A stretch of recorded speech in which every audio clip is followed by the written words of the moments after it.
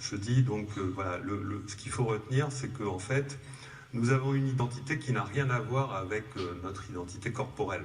Donc moi, je suis juste là pour essayer de vous donner les raisons mécaniques, physiques et matérialistes pour lesquelles c'est vrai. C'est-à-dire que lorsqu'on est un matérialiste, lorsqu'on pousse son matérialisme à fond, lorsqu'on pousse son matérialisme rationnel, lorsqu'on a vraiment une exigence profonde de vérité, on est obligé d'arriver à la spiritualité.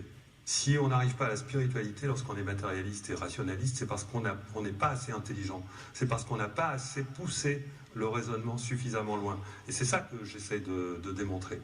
Et donc, je suis arrivé à cette conviction du fait que mon identité n'était pas celle que je croyais, c'est-à-dire mes qualités, mes défauts associés à un corps et quelqu'un qui pense, qui a une vie, qui doit s'occuper de sa famille, etc. C'est pas ça du tout.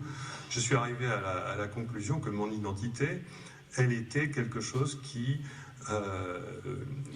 d'ailleurs apporte de la joie automatiquement. C'est-à-dire qu'à partir du moment où on sort des conditionnements, à partir du moment où on sort du conditionnement mental, émotionnel et égotique, c'est-à-dire il y a vraiment trois conditionnements, il y a trois centres de la conscience. Le conditionnement mental, c'est le fait que nous sommes des robots pensants. Le conditionnement émotionnel, c'est le fait que nous avons un tas d'implants psychiques qui nous disent ce qui est bien et ce qui est mal.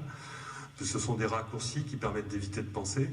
Et le conditionnement énergétique, le conditionnement égo, c'est le fait de se confondre avec son moi, c'est-à-dire de penser que nous sommes l'image que nous donnons à l'extérieur, c'est de se confondre avec la personnalité que la société projette sur nous.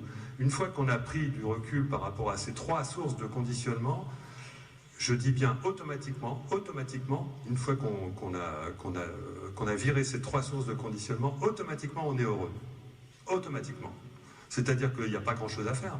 Il suffit juste de couper les ponts avec les fausses idées qui nous sont implantées par nos robots émotionnels. Notre robot émotionnel, c'est le juge. En nous, il y a un juge. C'est un robot. En nous, il y a une personne qui se croit intelligente. C'est un robot. C'est ce que j'appelle le mythe de l'intelligence. L'intelligence ne mène à rien. L'intelligence du mental mène, ce que j'explique, j'essaie d'expliquer pourquoi dans le livre, l'intelligence du mental seul mène automatiquement à la pathologie. Et l'intelligence et le troisième robot, celui-là on sait où il mène, donc le robot qui mène à l'ego, c'est le moi qui se transforme en ego du fait de la rupture de connexion avec le soi.